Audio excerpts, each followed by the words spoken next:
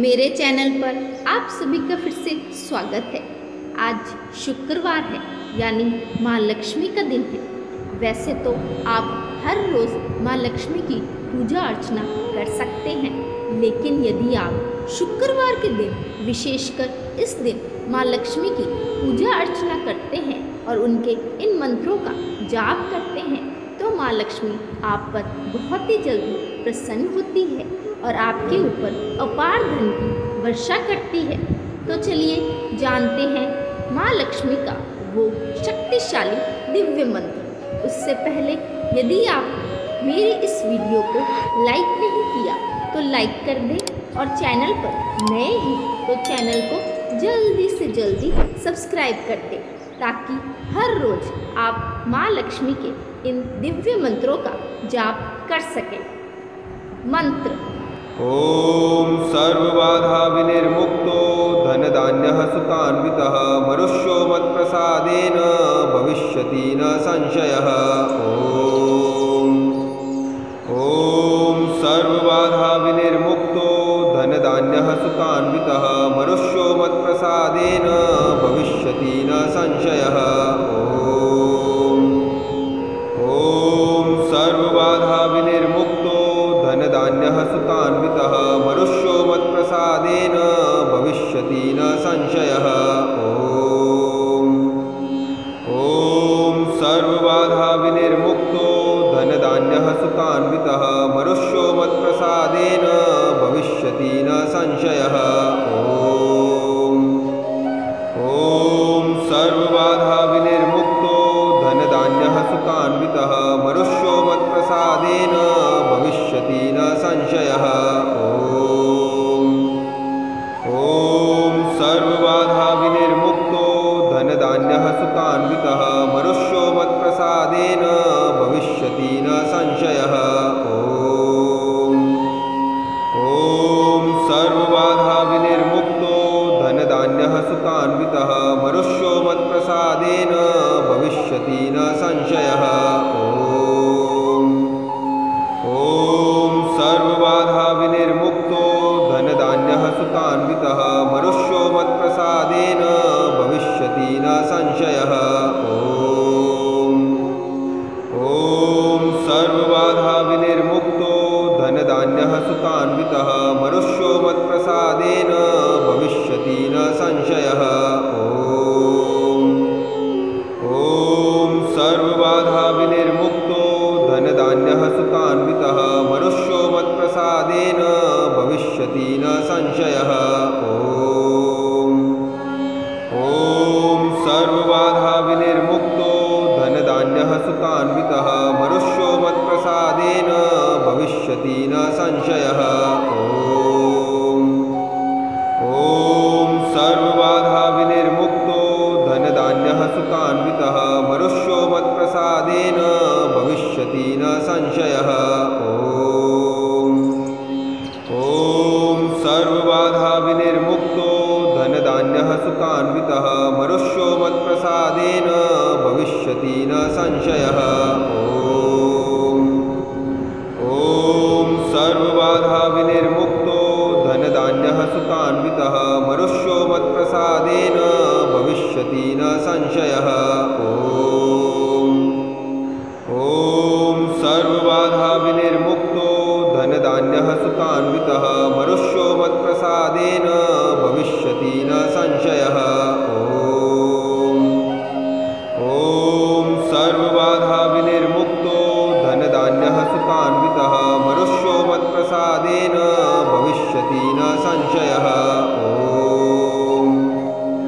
ओम सर्वबाधा विनिर्मुक्तो धनधान्यः सुतान्वितः मनुष्यो मत्प्रसादेन भविष्यति न संशयः। ओम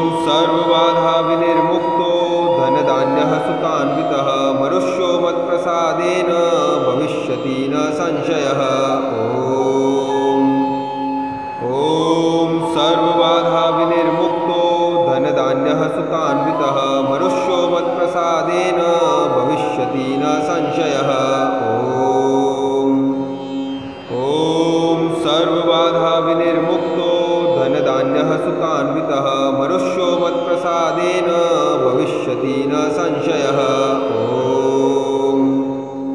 ॐ सर्वबाधा विनिर्मुक्तो धनधान्यः सुतान्वितः मनुष्यो मत्प्रसादेन भविष्यति न संशयः।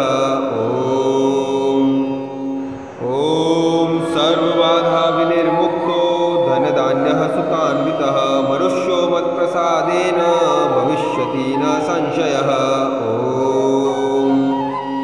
ॐ सर्वबाधा विनिर्मुक्तो धनधान्यः सुतान्वितः मनुष्यो मत्प्रसादेन भविष्यति न संशयः। ॐ सर्वबाधा विनिर्मुक्तो धनधान्यः सुतान्वितः मनुष्यो मत्प्रसादेन भविष्यति न संशयः। ॐ सर्वबाधा विनिर्मुक्तो धनधान्यः सुतान्वितः मनुष्यो मत्प्रसादेन भविष्यति न संशयः। ॐ सर्वबाधा विनिर्मुक्तो धनधान्यः सुतान्वितः मनुष्यो मत्प्रसादेन भविष्यति न संशयः। ॐ सर्वबाधा विनिर्मुक्तो धनधान्यः सुतान्वितः मनुष्यो मत्प्रसादेन भविष्यति न संशयः। ॐ सर्वबाधा विनिर्मुक्तो धनधान्यः सुतान्वितः मनुष्यो मत्प्रसादेन भविष्यति न संशयः। ॐ सर्वबाधा विनिर्मुक्तो धनधान्यः सुतान्वितः मनुष्यो मत्प्रसादेन भविष्यति न संशयः। ॐ सर्वबाधा विनिर्मुक्तो धनधान्यः सुतान्वितः मनुष्यो मत्प्रसादेन भविष्यति न संशयः। ॐ सर्वबाधा विनिर्मुक्तो धनधान्यः सुतान्वितः मनुष्यो मत्प्रसादेन भविष्यति न संशयः। ॐ सर्वबाधा विनिर्मुक्तो धनधान्यः सुतान्वितः मनुष्यो मत्प्रसादेन भविष्यति न संशयः।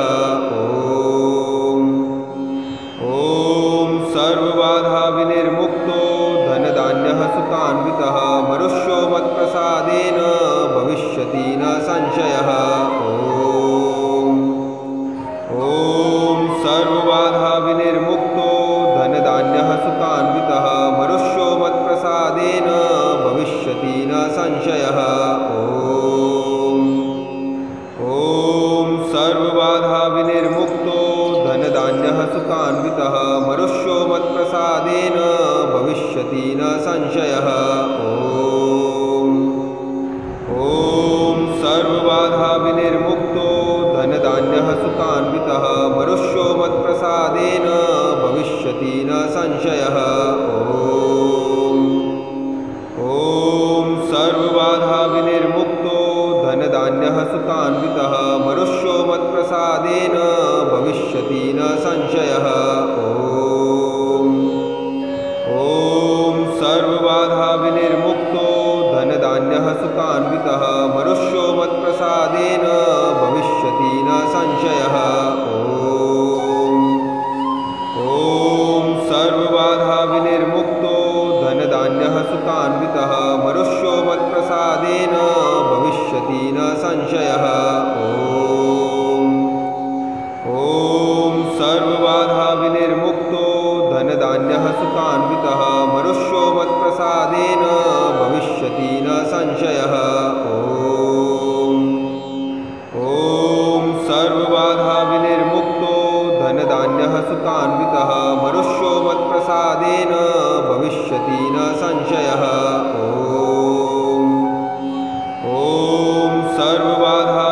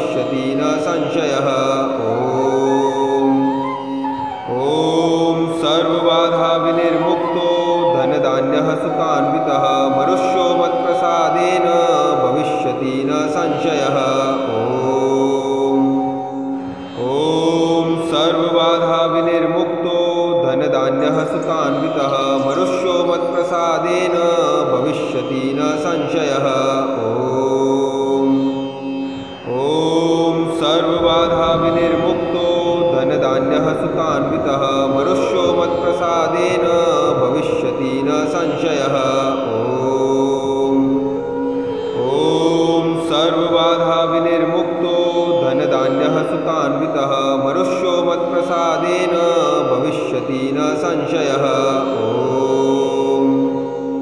ॐ सर्वबाधा विनिर्मुक्तो धनधान्यः सुतान्वितः मनुष्यो मत्प्रसादेन भविष्यति न संशयः। ॐ सर्वबाधा विनिर्मुक्तो धनधान्यः सुतान्वितः मनुष्यो मत्प्रसादेन भविष्यति न संशयः। ॐ सर्वबाधा विनिर्मुक्तो धनधान्यः सुतान्वितः मनुष्यो मत्प्रसादेन भविष्यति न संशयः। ॐ सर्वबाधा विनिर्मुक्तो धनधान्यः सुतान्वितः मनुष्यो मत्प्रसादेन भविष्यति न संशयः। ॐ सर्वबाधा विनिर्मुक्तो धनधान्यः सुतान्वितः मनुष्यो मत्प्रसादेन भविष्यति न संशयः। ॐ सर्वबाधा विनिर्मुक्तो धनधान्यः सुतान्वितः मनुष्यो मत्प्रसादेन भविष्यति न संशयः। ॐ सर्वबाधा विनिर्मुक्तो धनधान्यः सुतान्वितः मनुष्यो मत्प्रसादेन भविष्यति न संशयः। ॐ सर्वबाधा विनिर्मुक्तो धनधान्यः सुतान्वितः मनुष्यो मत्प्रसादेन भविष्यति न संशयः। ॐ सर्वबाधा विनिर्मुक्तो धनधान्यः सुतान्वितः मनुष्यो मत्प्रसादेन भविष्यति न संशयः। ॐ सर्वबाधा विनिर्मुक्तो धनधान्यः सुतान्वितः मनुष्यो मत्प्रसादेन भविष्यति न संशयः। ॐ सर्वबाधा विनिर्मुक्तो धनधान्यः सुतान्वितः मनुष्यो मत्प्रसादेन भविष्यति न संशयः। ॐ सर्वबाधा विनिर्मुक्तो धनधान्यः सुतान्वितः मनुष्यो मत्प्रसादेन भविष्यति न संशयः। ॐ सर्वबाधा विनिर्मुक्तो धनधान्यः सुतान्वितः मनुष्यो मत्प्रसादेन भविष्यति न संशयः। ॐ सर्वबाधा विनिर्मुक्तो धनधान्यः सुतान्वितः मनुष्यो मत्प्रसादेन भविष्यति न संशयः। ॐ सर्वबाधा विनिर्मुक्तो धनधान्यः सुतान्वितः मनुष्यो मत्प्रसादेन भविष्यति न संशयः। ॐ सर्वबाधा विनिर्मुक्तो धनधान्यः सुतान्वितः मनुष्यो मत्प्रसादेन भविष्यति न संशयः। ॐ सर्वबाधा विनिर्मुक्तो धनधान्यः सुतान्वितः मनुष्यो मत्प्रसादेन भविष्यति न संशयः। ॐ सर्वबाधा विनिर्मुक्तो धनधान्यः सुतान्वितः मनुष्यो मत्प्रसादेन भविष्यति न संशयः। ॐ सर्वबाधा विनिर्मुक्तो धनधान्यः सुतान्वितः मनुष्यो मत्प्रसादेन भविष्यति न संशयः। ॐ सर्वबाधा विनिर्मुक्तो धनधान्यः सुतान्वितः मनुष्यो मत्प्रसादेन भविष्यति न संशयः। ॐ सर्वबाधा विनिर्मुक्तो धनधान्यः सुतान्वितः मनुष्यो मत्प्रसादेन भविष्यति न संशयः। ॐ सर्वबाधा विनिर्मुक्तो धनधान्यः सुतान्वितः मनुष्यो मत्प्रसादेन भविष्यति न संशयः। ॐ सर्वबाधा विनिर्मुक्तो धनधान्यः सुतान्वितः मनुष्यो मत्प्रसादेन भविष्यति न संशयः। ॐ सर्वबाधा विनिर्मुक्तो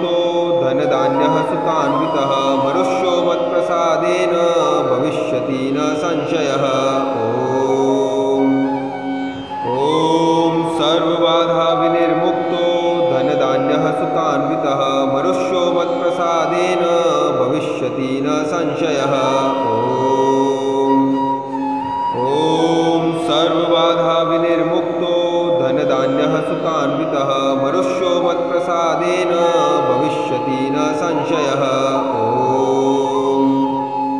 ॐ सर्वबाधा विनिर्मुक्तो धनधान्यः सुतान्वितः मनुष्यो मत्प्रसादेन भविष्यति न संशयः।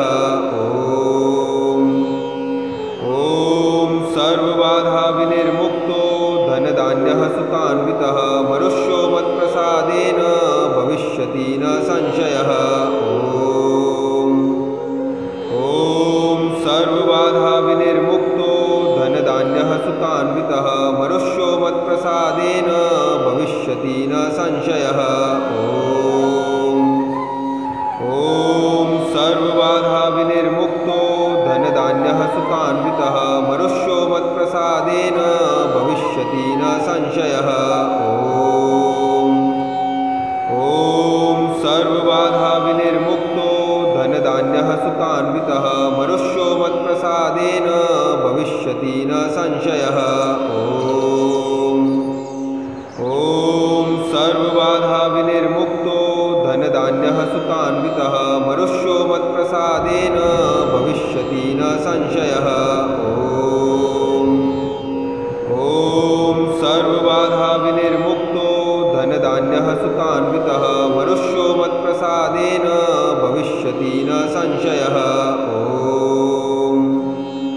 ॐ सर्वबाधा विनिर्मुक्तो धनधान्यः सुतान्वितः मनुष्यो मत्प्रसादेन भविष्यति न संशयः। ॐ सर्वबाधा विनिर्मुक्तो धनधान्यः सुतान्वितः मनुष्यो मत्प्रसादेन भविष्यति न संशयः। ॐ सर्वबाधा विनिर्मुक्तो धनधान्यः सुतान्वितः मनुष्यो मत्प्रसादेन भविष्यति न संशयः। ॐ सर्वबाधा विनिर्मुक्तो धनधान्यः सुतान्वितः मनुष्यो मत्प्रसादेन भविष्यति न संशयः। ॐ सर्वबाधा विनिर्मुक्तो धनधान्यः सुतान्वितः मनुष्यो मत्प्रसादेन भविष्यति न संशयः। ॐ सर्वबाधा विनिर्मुक्तो धनधान्यः सुतान्वितः मनुष्यो मत्प्रसादेन भविष्यति न संशयः। ॐ सर्वबाधा विनिर्मुक्तो धनधान्यः सुतान्वितः मनुष्यो मत्प्रसादेन भविष्यति न संशयः। ॐ सर्वबाधा विनिर्मुक्तो धनधान्यः सुतान्वितः मनुष्यो मत्प्रसादेन भविष्यति न संशयः।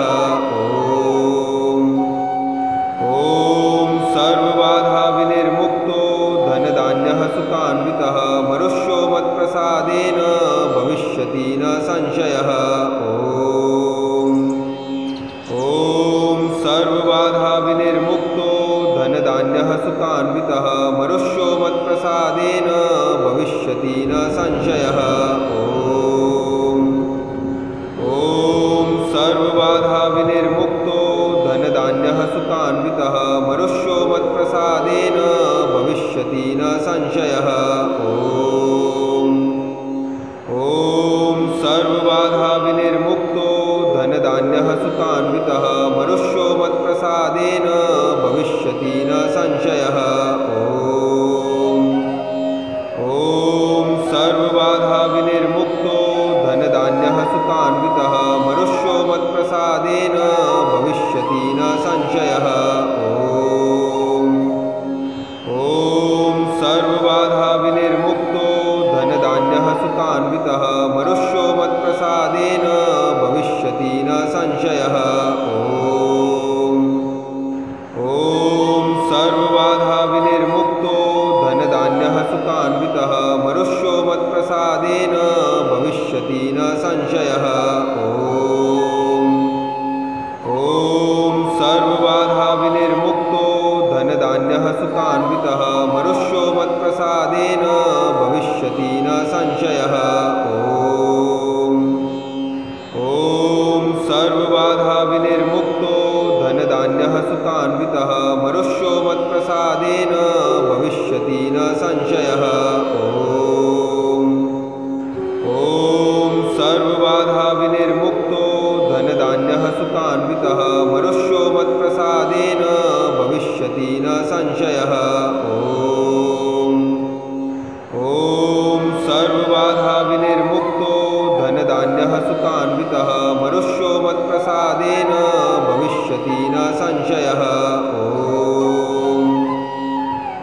ॐ सर्वबाधाविनिर्मुक्तो धनधान्यः सुतान्वितः मनुष्यो मत्प्रसादेन भविष्यति न संशयः। ॐ